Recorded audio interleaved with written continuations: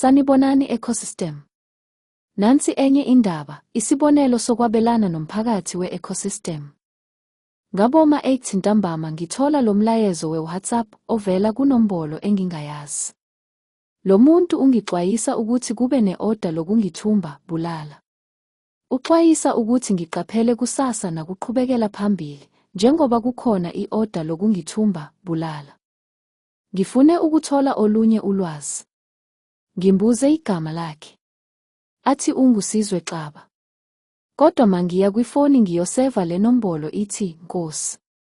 Iqhubeke indaba ngo-WhatsApp. Ngenze ama-screen dump ambalwa. Ukuseva izithombe zefoni. Futhi ngibhale phansi izinto ezimbalwa.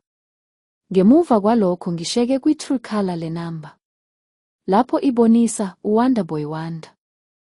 Lokhu okuncane enginakho kubukeka njengemininingwane eminingi kakhulu kungaba inkabi yangempela. Noma kungaba umuntu ofuna ukungikhulumela nale nkabi. Ngakho ngivele ngithathe isinqumo sokuthi ngehlise umoya. Ngibonge ngolwazi nesaziso. Ngimvalele umnyango ukuze ingxoxo iphele.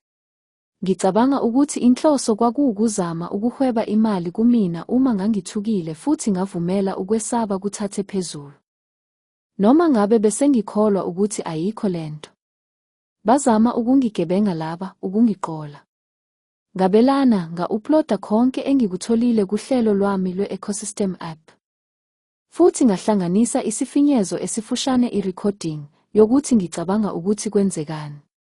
Iphuzu ukuthi uma lokhu bekungokwenyani iqiniso. Ngabe ngikwazile ukudlulisa nokwabelana ngayo yonke imininingwane kanye nobufakazi obukhona kimi. Ngaba ama-data beneficiary e-data yami kwi-ecosystem app. Athola konke engikufakile. Ngaphambi kokuya emaphoyiseni. Ukube ngafa, ngabe nginikeze abathandekayo bami okusebenza ngakho. Siyaziqhenya ngokuthi nawe uyazibona ezinye izidingo ze-IP. Kusuka ezivumelwaneni zebhizinisi, ukuhweba, izingxabano, ukutshontshwa kwezimoto, ukungenelwa endlini.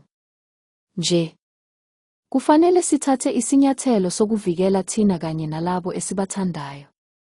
Thatha isinyathelo, vula uhlelo lwakho manje, awazi ukuthi ungayidinga nini i-app yakho ye-ecosystem.